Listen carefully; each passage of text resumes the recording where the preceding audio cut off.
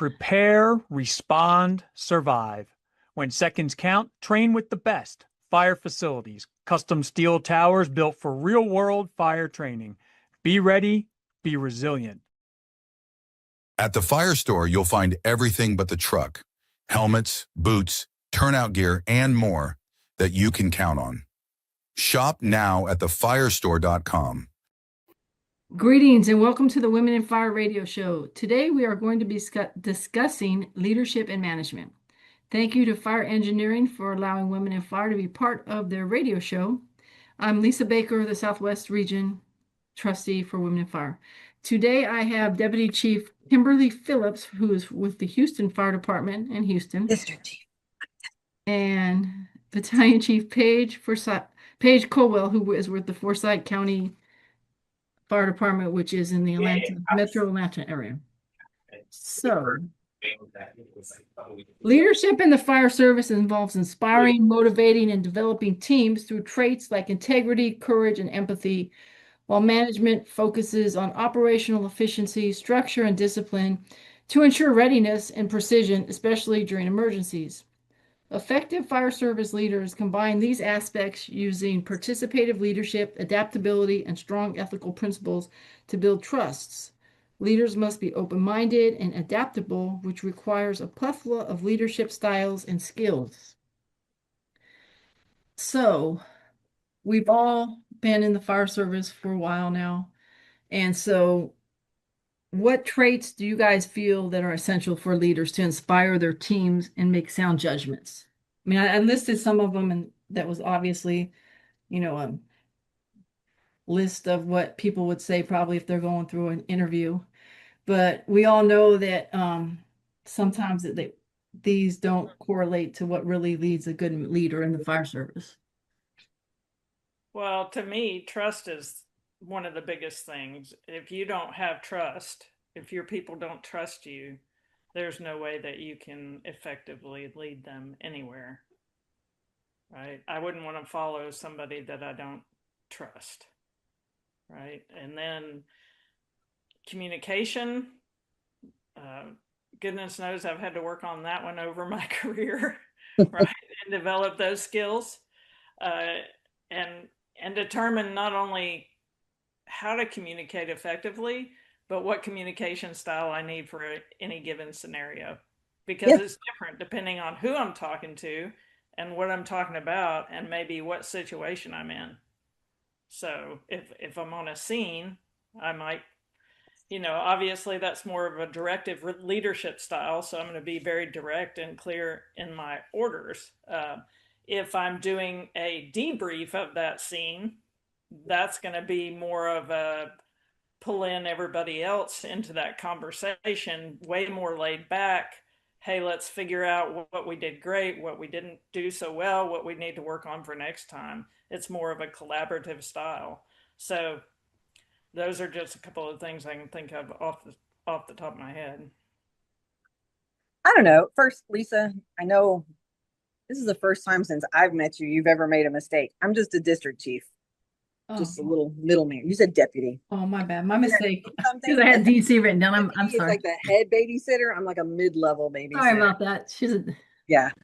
I'm in charge of keeping people from running across the carpet with Kool-Aid. So, I think Paige is dead on. The other thing that I think is really important to me in a leader is someone that's always not just evolving themselves, but getting others to evolve with them, right? And not just expecting them to evolve because, even viruses evolve, right? But giving them opportunities to improve themselves, right? Seeing their best sides and getting them to go, hey man, you seem to be really good at this whole ropes and knots and things. Maybe I want you to put together a class and then that's to me what I think. And the other soft part of being a leader is, but Paige nailed it on the head. Yeah, Paige, you made some good things about communication, open communication, and you want it to be honest too. And I think, we all see on the internet and the news and everything else where departments do vote of no confidences on fire chiefs. And like one of the main things they always say is, well, there's no leadership. but that's all they say when they're like, well, we don't have any leadership. We don't have any leadership. And like to the outside public, if they're reading an article or actually seeing it on the news that, hey, oh yeah, such and such is doing did a vote of no confidence for their fire chief. They say they don't have leadership. And it's like, if I was not in the fire service and I was just average Jane or Joe, I'd be like, well, what are they talking about? The fire chief doesn't have any leadership. Obviously, they're in a leadership position. So I mean, and we're going off a little bit topic here, but I think it's that they don't communicate. There's a lack of communication or honest, open communication. And as we know, at that level, you can't communicate everything. Some things you just can't tell everybody. But I think that Paige, you made a good analysis of how and what to communicate. And sometimes it's just like, I mean, I worked for someone that didn't communicate. And you're sitting there wondering, what am I supposed to be doing now? I mean, what do you want? Can you communicate what you want instead of telling me how great you are? How about, so I think that there's a lack of leadership sometimes in the fire service. And Kim, we were talking about assessment centers before we started and it's always one of the benchmarks, leadership generally in an assessment center that you're trying to manage. And it's like, I mean, it's kind of hard to gauge if someone could be a good leader or not to some But people, to some. yeah, and I think that is especially on an assessment center because that's just a quick little snapshot, right? In the assessment center, you're the benevolent dictator, right? Everybody's going to run off and do exactly what you told them to do. They're not going to fall off the porch into the bushes. They're not going to run off into this, I mean, they're going to do. And so I've always been sort of queasy about that on the assessment center because you're like, hey, you sound confident. You could be a taco Yeah, sort of a combo platter. How would I know? I mean, yeah, just you because can't. you sound good, right? So sometimes when you said communication, I also, because our department, I hope nobody's listening, is going through these paroxysms of what's our vision, right? I can tell you over and over and over, oh, we're gonna, 90 minutes door to, operating table, right? For STEMI patients, or I could say we're going to be at every fire, first pumper in at 6 minutes. But what's our vision going forward? How are we going to achieve that? So are my medics, am I going to make my medics, what am I going to do? And what we're having is yeah, I'm a leader maybe, but what's the vision? Right? It's easy to lead a fire, right? Because all you got to do is pull people back. You got to keep them back sometimes. How do I drive the whole department forward? What's our vision? To me, that's, I think, what a lot of leadership now is having troubles with because we have a lot of political push and pull right now on both sides, and we're having trouble. How do we go forward with good conscience and do the right thing as opposed to what's politically expedient? Kim, you made a good point. Go ahead, Paige. Well, I think you said a key word there, and that's our vision. So you have to have people have buy-in, right? Yeah. If you're trying to have those goals that you set, that vision that upper management has, right? So you have to have buy-in at every level, and to do that, yeah, you're going to have communication. You're going to have trust, right? Mm-hmm. And at every level, you also, I think, another key ingredient for leadership is to have integrity. None of us are going to be perfect all the time. Sure. But when we're not, we need to own up to that, and not try to hide things. You have to be more open. So there are a lot of things that we can communicate that I think historically, in the past, maybe has been kept more secret. There are some things that absolutely cannot be communicated, such as personnel issues or whatever. But other things, bring them in. People might have some ideas about that, and you might find, some really good stuff out there, different viewpoints.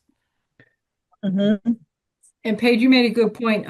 The vision and like, I don't know if you've ever like when we were all in management positions, so to speak, and so something came down and you told your officers, I need you to discuss this, or you guys did this or whatever, and the first thing out of some people's mouths that were lieutenants or captains, well, the chief wants me to talk to you about this, or the chief wants me to tell you this, and so it's kind of like take ownership of what especially if it was like a new policy or procedure or something. I mean, we're not all going to agree on every policy and procedure SOG that's coming from a top, right?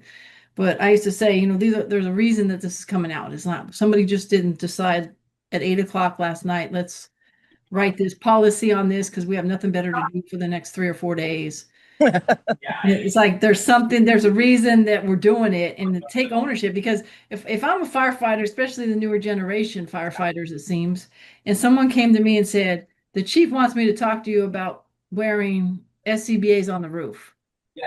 And then I'm sitting there, I'm like, well, you don't care if in my mind, I'd be like, well, you don't care if I wear them? You're saying the chief wants me to tell you this. It should be, I want you to wear them. You're my officer.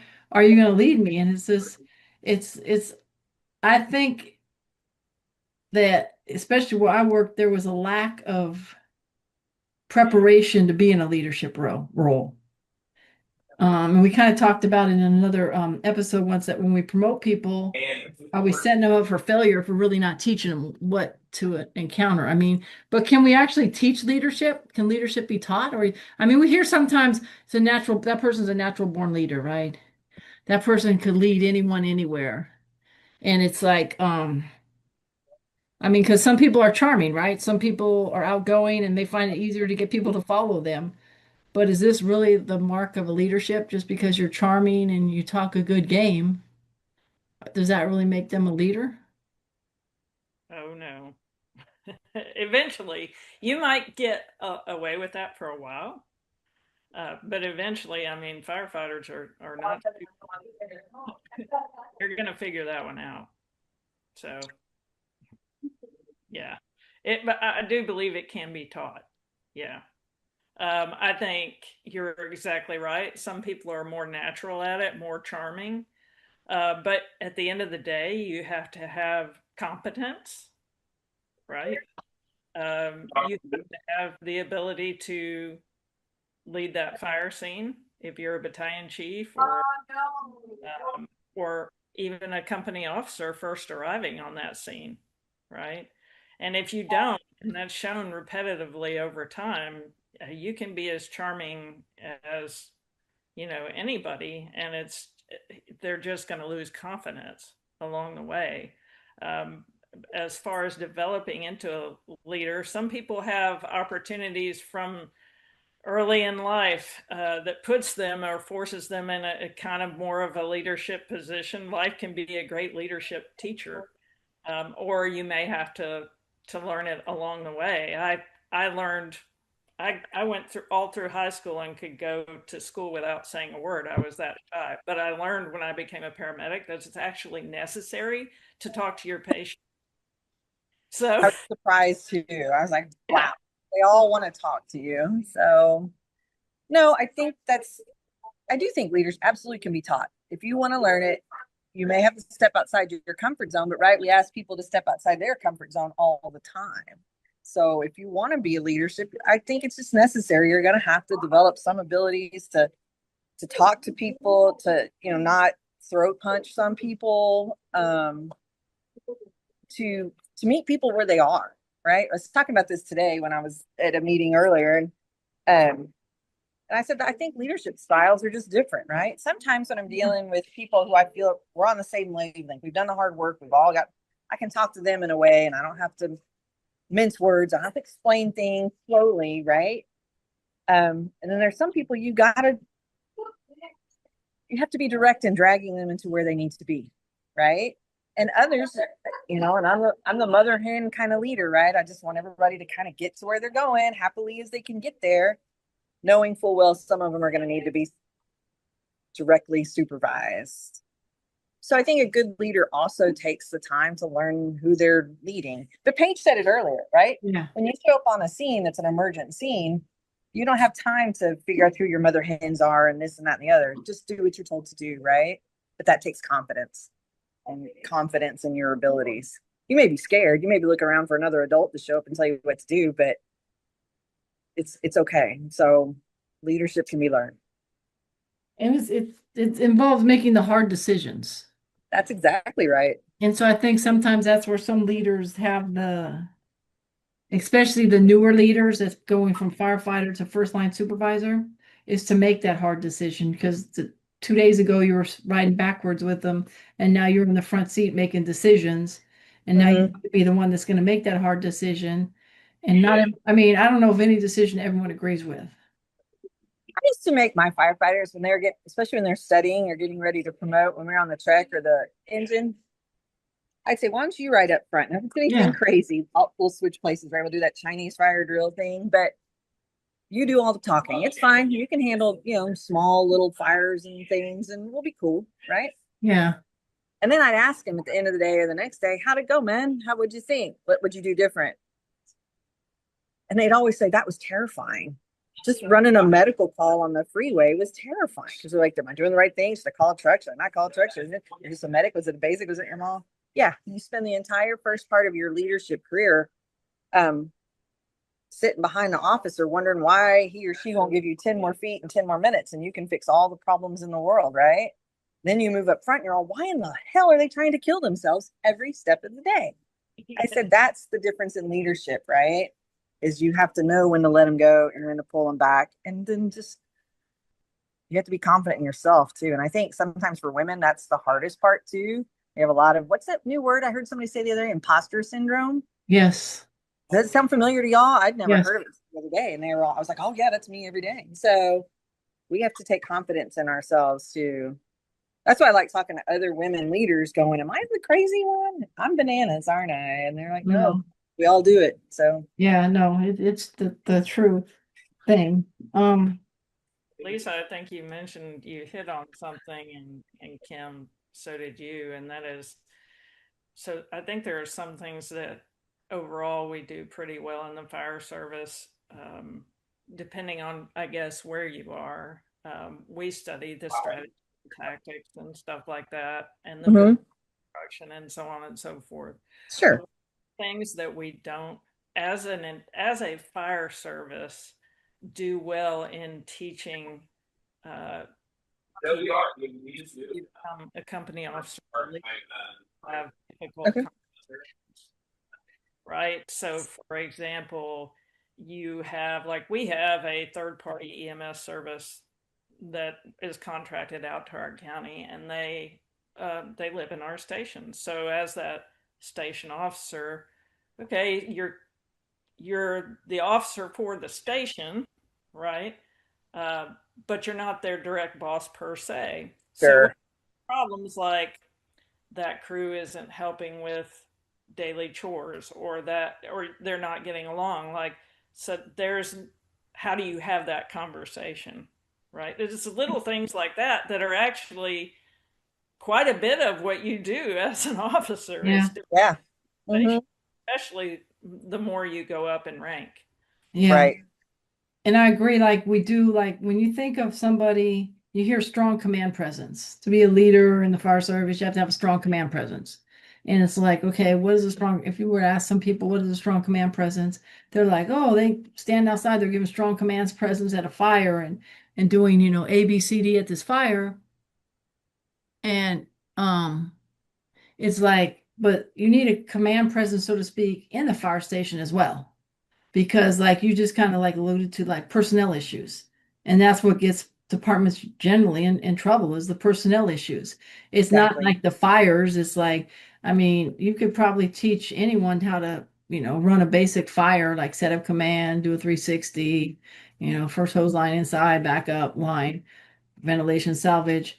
But it's the personnel issues that get people, and it's the leadership. I think the lack of leadership for some people, or not wanting to take that leadership role in the personnel issues, because it's like now they're going to be perceived as being the hard person or the mean person, and it kind of goes back to that buddy to boss syndrome. It's like, I don't want to like discipline my buddy, but it's like, well, you took a position of leadership, and that's what comes with leadership. It's not just running a fire or getting your own bedroom, at the fire station. I So really like that book. We used it on a test. I didn't use it on the test, but it was a test book for one of our officers. And it was I read it, and I can't imagine what kind of test questions came out of it. But if you read the book holistically, it was a really good read for that exact same for that exact reason, right? Yeah. Because it is hard, right? We've grown up. We've, you're like your own little family at the fire station, dysfunctional or not. And now you hate to tell them, like, hey man, we know we both wore shorts coming into work every day for the past 3 years, but can't wear shorts anymore. Yeah. So, it's hard. Don't they say that I'm your gonna wear shorts, reputation, but yeah. your reputation begins as soon as you step foot on the training ground, so to speak. And so it's like people are watching you. I mean, unbeknownst to probably some recruits, I don't know, some might be attuned to it, that like people are watching you. I mean, you have different companies going down there, you have the cadre of the instructors there, and they're watching you, right? They're like, this person's good, this person would, and everyone's going to pass, but then they get to a station, and you're right, everybody, their eyes are all on everybody. And you're right, it's like one day you're like hanging out like in shorts at 9 o'clock in the morning, not in a uniform, and it's the next day you're like, well, wait, we're supposed to have a uniform on till, whatever time is in your rules and regulations. So I think that's where a lot of the misunderstanding is with some new individuals that promote to leadership positions. It's like if you have aspirations to be an officer in a leadership role, and it's hard to explain it to individuals, is like you need to watch what you're doing from like people are going to remember and they're not going to respect you, I think is what I'm trying to get at. It's like, because to your like Kim said, like, well, 2 days ago we were doing this. Now you're gonna like write me up for doing it, but yet 2 days ago you were doing it. So like what's the difference between 2 days ago and today? Except Well, but I mean, I think that's a leadership issue, right? So I yeah. think it's important to also be honest with your people and go, look, I'm a new officer. I'm trying to, I have no idea what's going on with you. I'm trying to, I'm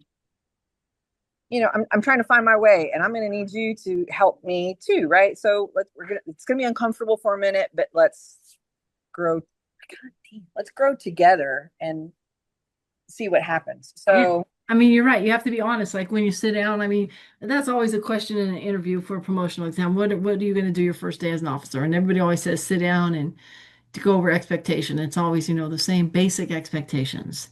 But Kim, you just like kind of hit it on the head. You have to sit down and you have to be honest with them.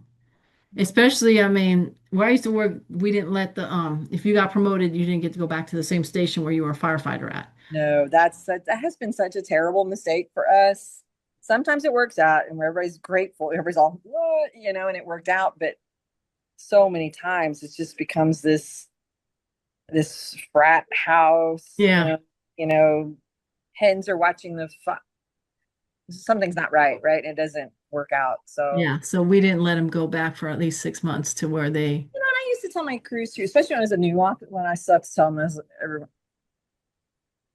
I believe in being politically correct if possible, right? Because sometimes we're not caught up on the local vernacular. I believe in political correctness, right? It's just taking the extra step to, again, meet people where they are, no matter who they are, right? But I can tell when, and you want to bleep me out here, Lisa, but I can tell when you're being an asshole and too, Huh? right? So if you suddenly say, oh, well, oh, okay, well, it's, little people, is that what we're going to do? You're being an asshole. Just try, okay? Yeah. They're Just going to try. test you. Part of that leadership is calling people on the whole, we're going to be better as a group. Yeah. We're going to grow. I don't mind innocent, like Paige said, I don't mind honest mistakes. Nobody's perfect, but we're going to try. Yeah. Admit when you're wrong. Admit when you're wrong, and officers too, but also officers have to hold other people accountable. Exactly. So that isn't that isn't what, like the Houston Fire Department stands for. This isn't what I personally stand for. We're not going to do it. Yeah. That's it.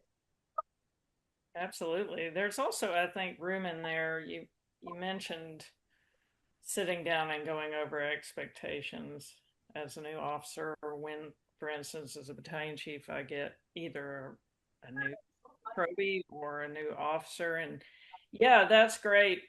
I also I don't do it necessarily for probationary firefighters because they don't really know enough to really answer my questions. But if I have a newly promoted officer, one of the things that I give them a heads up on is, hey, when we sit down and go over my expectations, I'll expect you to tell me what yours are for me. Oh, wow. Okay. Yes. What kind of feedback do you get on that? Most of the time, what I get is they want clear communication. Like if they mess up, they want to know it. like to them directly, like, God Okay. help me. And they say, I want you to have my back. And, that those are the two common threads that I get actually. I think as leaders, we also have to understand that people don't come into work every day and say, I'm going to mess this crap up today. You know, Really? they really don't do that. Yeah, yeah, a guy that would. So, No, my people don't ever. so, you have to take that into account, and you get to know your people. That's Yeah, what. that's true. And I think that goes back to, hey, everyone has a different way to lead them on the soft times, right? Yeah. Not in the urgent times, but in the, hey, we're at the station and why are you acting like this? Is there something I can do? I mean, you seem distracted. Right. So we've been talking about like life at the fire station and such. So we often hear in the fire service like informal leader. They're the informal leader. So what's your take on the informal leader in the fire station? They're With invaluable. Absolutely. They are absolutely invaluable. Right. Just And you want to golden. find out where that person, boy or girl, is coming from because they can make or break they you. can make or break you. Yeah, you can spend all your time wondering about who isn't sweeping right, or you can move on to the big issues like training and visions for the. But if that person is making you worry about sweeping, Yeah. Is it, Yeah. did I just put money it's horrible. We're trying to get the spotlights are So do you think that a good leader must also be a good follower? I think that it is difficult to lead where I'm not saying Sorry, what page? I couldn't hear you. It's I difficult. can need it, babe. I said it's difficult to lead where you haven't been. It's not impossible, probably, but it's very difficult. So if I've never ridden backwards because I was thrust into the front seat, Right. it's difficult. Yeah, maybe as in that front seat, I also had to do the back job, but it's a little bit different, or as somebody that's promoted to battalion chief that was never a company officer. Right. Happened, those reps happen one way or the other. They can happen in some places. So you don't have the confidence in the people that you're leading a lot of times, and there's a big learning curve there. You also, so you as a follower, you need to learn things like the importance of not freelance, how you're going to be a team member, how you're going to contribute to the overall mission, how to follow orders in that way, right? And if you don't learn that, then it's difficult to be on the other side of it, in my opinion. Well, I'll use myself as an example. I got thrust into being when I was a district chief for a while, and then they said, "Hey, we need a district chief over EMS on the A shift." I'd never been an ambulance super. I mean, I was a medic. I'm still a medic, right? I still do medic stuff, but they thrust me into that spot, and I was suddenly surrounded by some EMS heavy hitters. I mean, these people were. Oh, hi, Doggy. Hi. Hi. Sorry, I'll be back. Hi. How are you? So they were EMS heavy hitters, right? Like, and I regularly, come back. I regularly will call them and go, look, I don't understand what's happening here. Maybe you can explain the situation to me. And I think that's sort of being, I don't know if it's being a follower so much as, hey, I know where my expertise is not. Right. On the fire ground, I have a lot of it. But on the EMS side, I'm learning and I've gotten so much better in the past 5 years. But I knew enough to know I don't know what's going on. And I need to call these people who are experts, sometimes 2 ranks below me. I'm like, you're good at it. And I need to know so we can all be better. And I guess some guys, maybe some people wouldn't do that. You have to swallow your pride a little bit. But to me, it was worth it because it's to me important to serve those people out on the streets and firefighters when they get hurt. And you just made a really good point. You have to use your resources. Even as a leader, you need to use your resources. Mm-hmm. And they were your resources. I mean, I don't think anyone knows everything. And so it's like if you have, like you just made a good point, if somebody is like an expertise in something, I believe that a sign of good leader is to use those resources to help you accomplish what you're trying to accomplish, to meet the vision Mhm. you're trying to meet. Yeah. So, I mean, if you want to just like not use them, I think that's going to kind of create discord with them, that they're not going to like, you're making decisions that they probably know aren't the best decisions because they have a better decision, but you didn't ask them. So it's going to create friction and everything else, in my opinion, instead of just being open and honest and say, hey, I need your help with this. You know, Right. I don't Right. think it's a sign of weakness at all, but I think, as you mentioned, I think some leaders would find it a sign of weakness just because their own confidence or their own ego or something isn't going to let them admit that I don't know everything. Well, I think part of being a good leader too is building the next generation of leaders. And so I always give full credit to someone who, and like one of my seniors, she's amazing. She's just a powerhouse, right? I tell everybody all the time, I just do what Isabel tells me to do, right? And it's never failed me. Well, for once. But it's important to give your subordinates that credit. They took the time to be experts and put in. I think that makes them good leaders too, to go, oh, okay, there is some reward in this rather than just endless, paperwork and, I I think don't it's know. I'm more of a flat leader. I want everything to be fairly flat until it comes time to, really go in different directions. Like I'm way up here now and you need to do neck down stuff. But the rest of the time I like to kind of be, hey, we're trying to get to the end of this road here. well, you can't be an expert in everything. Like No, you can't. you just can't. Not on a fire scene, not on anything. And I Mm-mm. a new probie, you see something, say something. Like if Yeah. Yeah. it's an issue or something like that, I cannot be 360 eyes all of the time. And nobody, Right.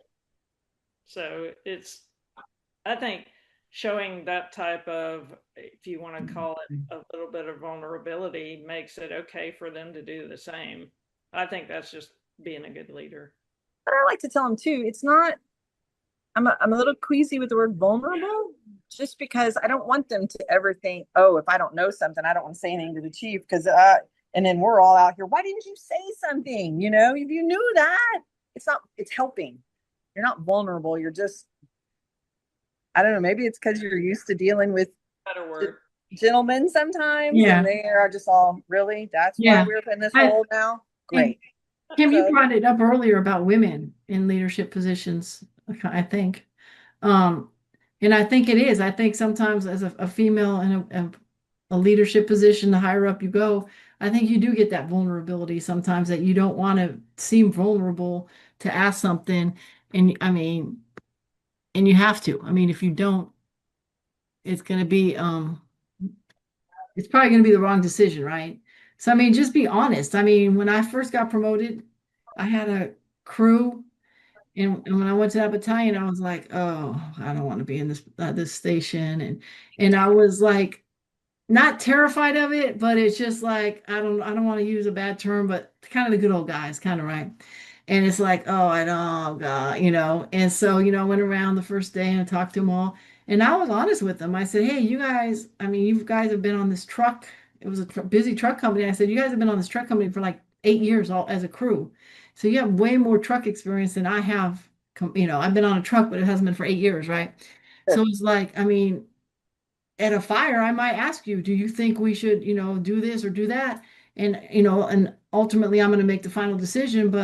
And when I did that, I had their buy-in like right that minute, because I yeah. don't know if they just thought that I was going to go in there and just act like I knew everything. And it became one of my best crews. It's like they're always were calling saying, come to dinner, come over here, come. And it just, I didn't think it was a sign of vulnerability. Matter at a fire, we had a whole block on fire. And I asked the guy on the roof, hey, if we make a trench cut here, he's on the roof, right? I'm not. I said, if we make the trench cut here, are we going to save the rest of the block? He's like, yeah, if we make it right there, we're going to save it. I go, okay, cool, let's do it. And I had another battalion chief come up to me and say, oh, so now we're taking advice from lieutenants? Yes. And Yes, we are. I said to him, I said, yeah, we are, when they're up on the roof and have like 12 years of roof of truck experience, and I'm not on the roof. Yeah, we're going to take their advice. And it was something that he just was couldn't understand why I would do something like that. He's like, I don't understand why you would do that. And I'm like, well, the fire is going to go out now, so maybe that'll help you understand. And then humor always plays an important part in leadership, right? Yeah. I mean, so you guys made a good point about people, I think Paige said it, people moving into positions that like they move from like battalion chief to like or captain to battalion chief, so they've never really been in the role of something else like or battalion chief to chief of the department or something. And they've skipped so many levels of the organizations that it's like, is that I don't know if I want to say, does it hurt the organization? Are we doing that individual a disservice because now they're supervising people for a role they've never been in?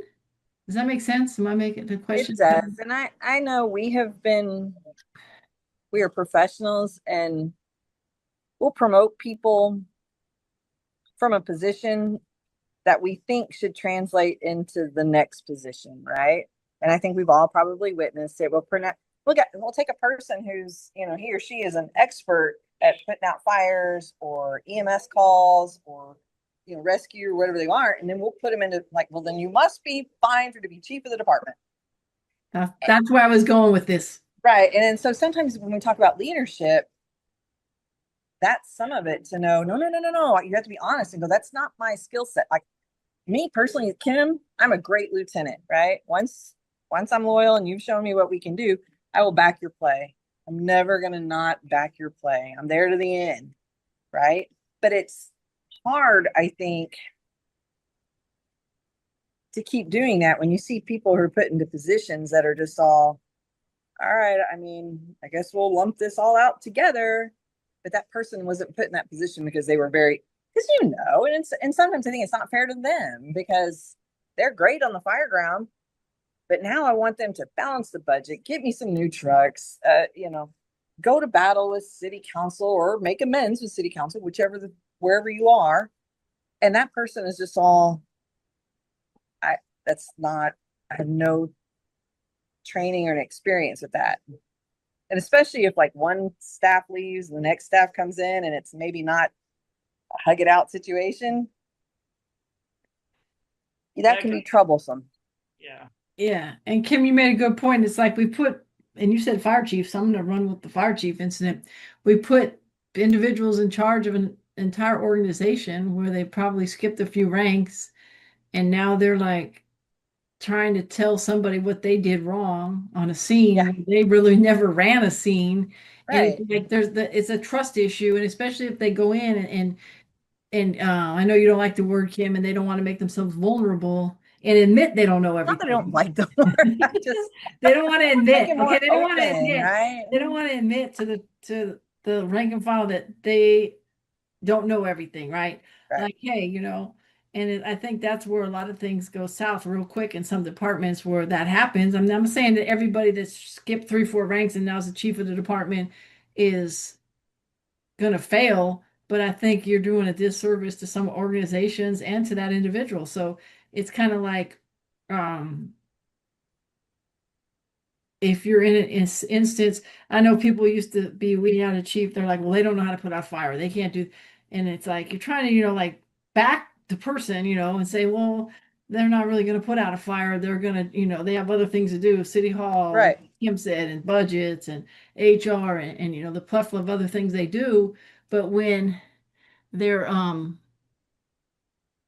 like just not like you're sitting there and they're like, well, why are they saying this? Then they show up at a fire and now they're trying to tell you something, and what they're telling you is the most insane thing that could occur. And you're standing there like looking at them and it's just like, yeah, that's a good idea, and you're hoping that you don't have to do that before you need to do it, kind of thing, right? And then people are going to hear it, right? And they're like, that's why that person should be the chief, and blah, blah, blah.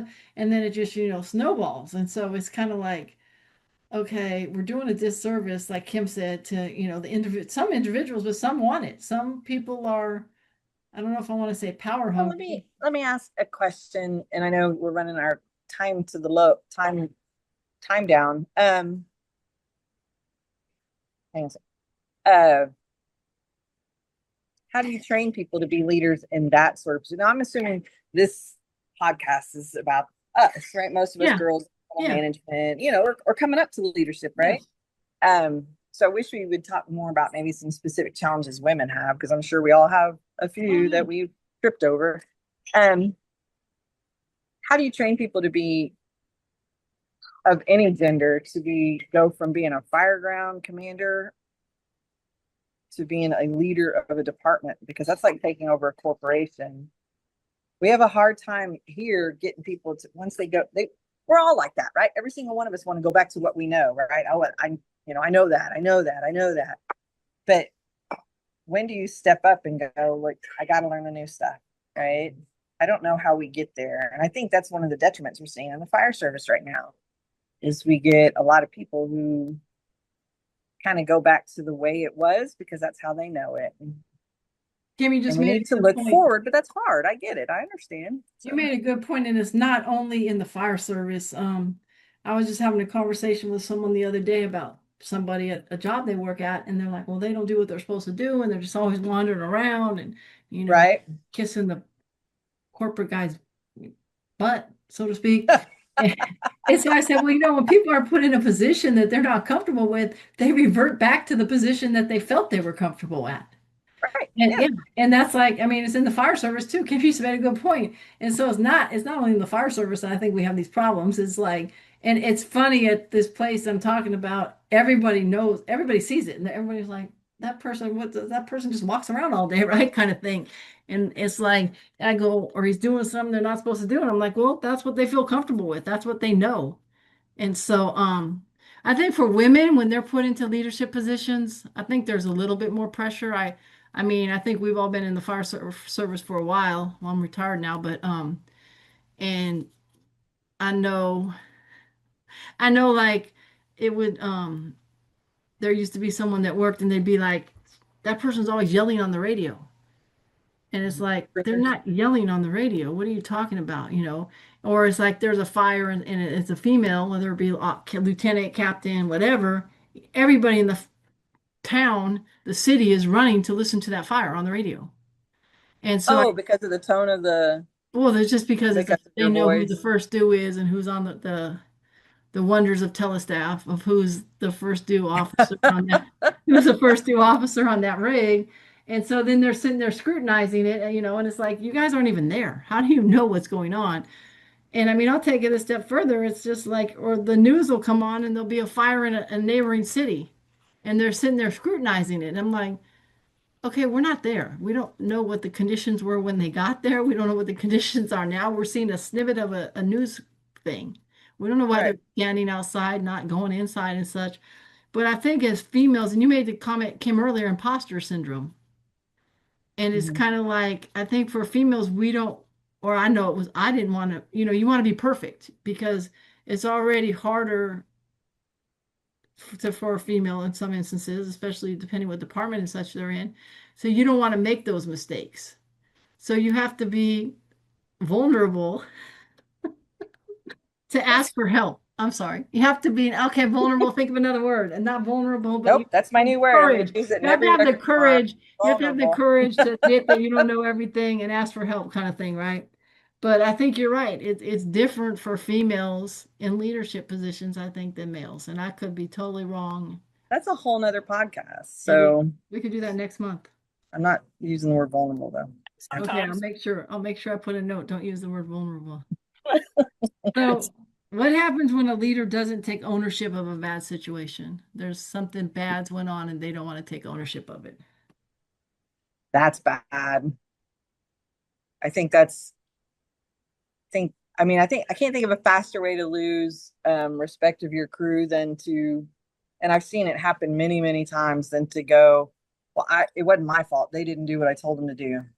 Or how did I know that this was going to happen? Or that was them, not me. And you're just like, oh my God, You're done at that point. you're done. Yeah. Just give it up, right? You're finished. I don't know how many times I've said, I'll talk to him. I knew it was, I got it. I'll handle it. Thank You've you. lost all trust of everyone. I think that's why when we hear a lot of departments with their chiefs, it's like, I think that's where a lot of it goes wrong with fire chiefs when they don't take ownership of a bad situation. Mm-hmm. And I mean, I've seen it. And it's just kind of like, well, we did this, that, instead of saying, you know what, we made a mistake. Right. And to correct it, we're going to do A, B, C, D. And I think you're right. You lose the trust of everybody. And especially at the higher the level, the more people it affects. Like, lieutenant captain, even battalion chief, it's affecting pretty much the crews, right? But the higher you go up, it's affecting your community. You're losing the trust of your community and everything else. Um, so in many interviews, a candidate asks, what is your leadership style and management style? Why do so many have people, candidates have such a problem answering this question? I know they all want to say I'm a servant leader. I'm a servant leader, and it's just like I serve, and then like management, they don't know what management is. I think it goes back to the reason I couldn't tell you what mine is because it depends on, The again, situation. and the person I'm talking to.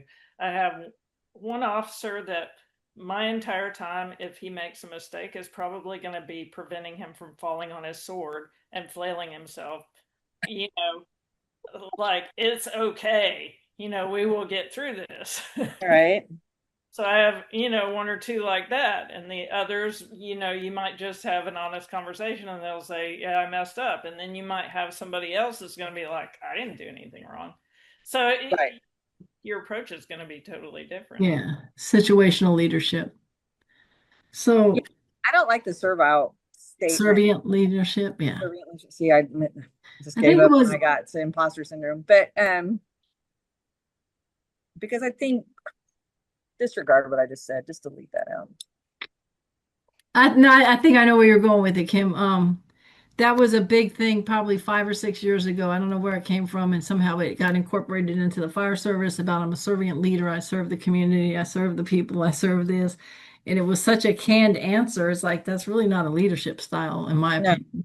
Mm-mm. Democratic, the five different types Right. of leadership. Yeah, Paige nailed it on the head. Every It's situation. situational leadership. Yeah. Not every incident is going to take the same type of leadership. I mean, if you Right. have a senior crew and you're going to go talk to them about a new policy, you're probably going to relate to an incident that happened, and this is why we have the policy or something. I need you to, we're going to follow this. But if you have a brand new crew that doesn't know really the history of why that policy might be in effect and stuff, it's going to be a different type of conversation because it's like, okay, we're going to have to like let them know that in whatever year this occurred, and this is now why we have this policy and Mhm. such. Right. Yeah. So I mean, I agree. But I think it is a difficult because yeah, you want to have a pat answer, and it sounds silly to go, oh, I adapt it to every different style, and I go, okay, well, your probationary firefighter is late 30 minutes every day, and why is that complicated, right? That's just a management of standards, right? But I don't know. It is a hard question because to me, it's also a got you question from an interviewer standpoint. Yeah. Right. Show me what you've done. Show me what you can do. Show me how long have you been doing this?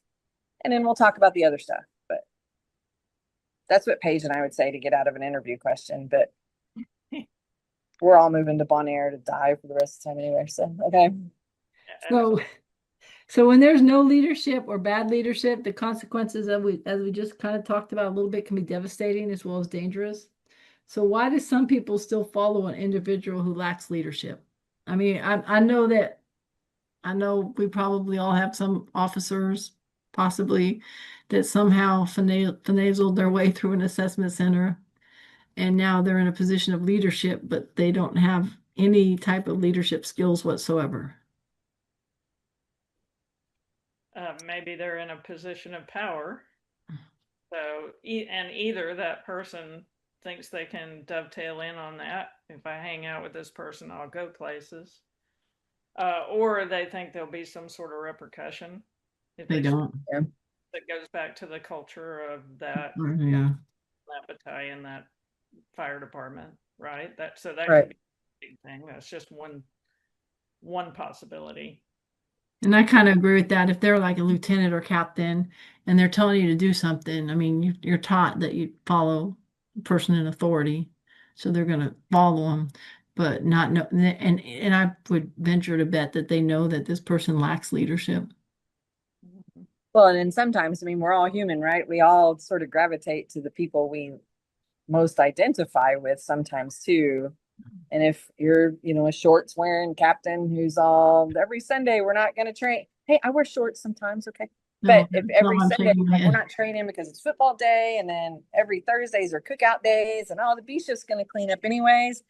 If that's your style, man, you're going to gravitate to that person. Like, oh yeah, Captain Sarah is amazing. She never makes us do anything. You just hit it on the head. It's like And I we're had a crew human, like that. right? Yeah, Or you you can go work for gravitate. a hard ass captain who's all, we're going to train. I know it's Sunday. We're going to train until noon, and then you can watch your sports ball afternoon, Sports ball. and then we're, Football. as a soccer player, right? And we had football first, not y'all. And that takes a certain amount of self-discipline too, to follow a leader like that who's going to demand excellence, right? Yeah. Not mean, but demand excellence. So You may also be following along with a group. Group think. The group thinks there. Yep, I'm not going to stand out from everybody else. These guys aren't saying anything. I'm not going to say Yeah. anything. Just right. go along with the crowd, so to speak. Yeah. Right. Exactly. I think that's a lot of it too. So we've heard in leadership classes, books and everything, they always talk about the three C's of leadership, which is character, competence, and communication. Do you think someone could be successful without one of these? A leader be successful if they don't have character, competence, or communication skills? I think the biggest one to me is communication. If you can't communicate and be honest and talk to me like talk to me and not at me, then I'm not really. I mean, we know we have to respect them, right? If they're whatever their rank is above us. But it's like if you are talking at me and not to me, I'm gonna listen to you, but I'm also gonna tune you out if that makes sense. After a while, yeah. Yeah. I mean, I think that you don't have to be 100% in all of them, but I think you have to have the open mindedness to be able to learn where you're weak. And you can make up for weakness in one with strengths in the others to some degree, or lean on some other people for a while. But eventually, yeah, it's going to give you difficulty. And I think you're 100% right. Communication's the biggest. I look at it like three. I see, Lisa, I actually did review the questions this time. I think it's like the three sides of the fire triangle, not to sound too simplistic, right? You can make something overcome with leaning heavier on the other ones, but if you don't have character, how am I going to believe your communication, right? And if you don't have the communication, how are you going to convince me of, anything else, right? And so I think, yeah, Paige is right. You can kind of fudge on the other stuff some days, but if you're not hitting on all three cylinders, I don't know.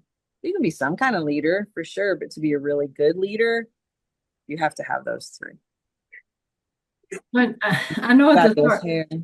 we talked about management too. So do you think a leader needs to be a good manager as well? Or could someone be a successful leader without having management skills?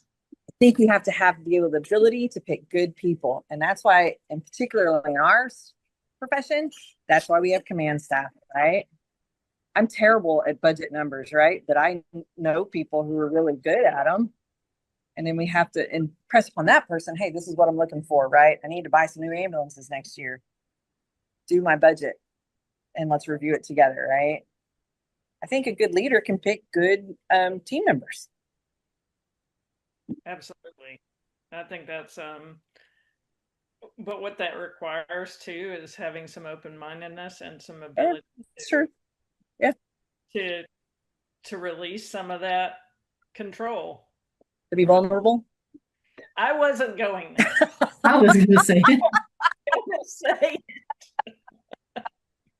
And I agree. It was there. It was right there.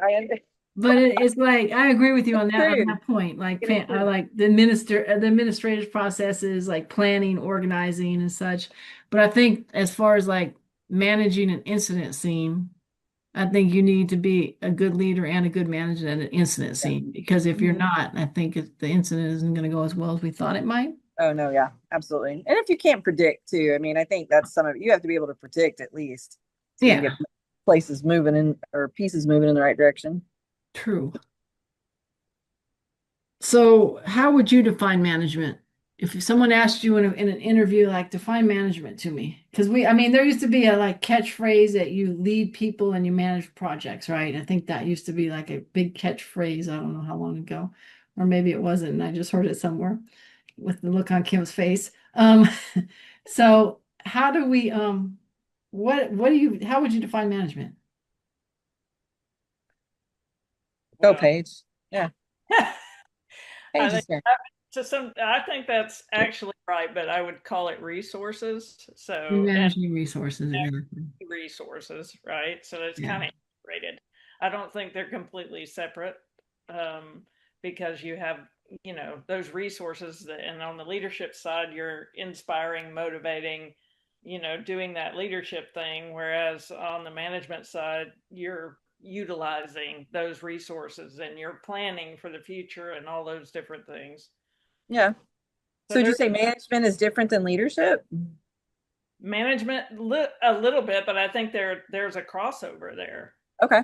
And I For sure. agree. I think there's a little bit of a difference because, like, for leading, you're like trying to direct people to your vision and make sure everybody's on the same path to what you want to accomplish either that day or in the future. But like with management, you're kind of you're planning and you're organizing. So it's kind of the same because like with leadership, you're planning to do something, right? You want your Right. people to plan to do it.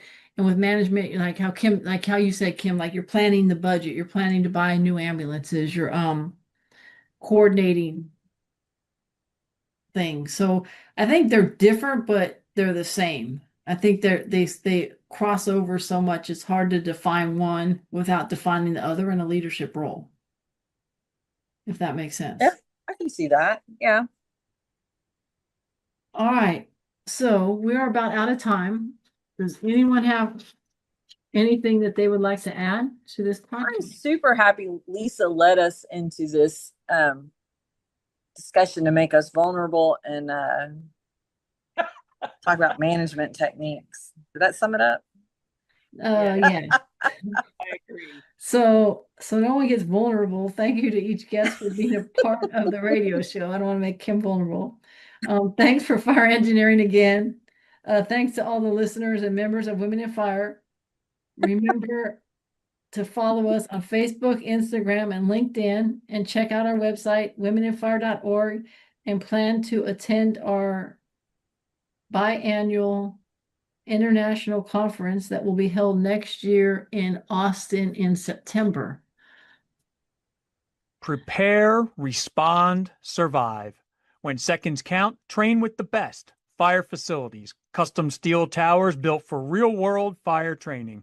Be ready, be resilient. At the Fire Store, you'll find everything but the truck, helmets, boots, turnout gear, and more that you can count on. Shop now at the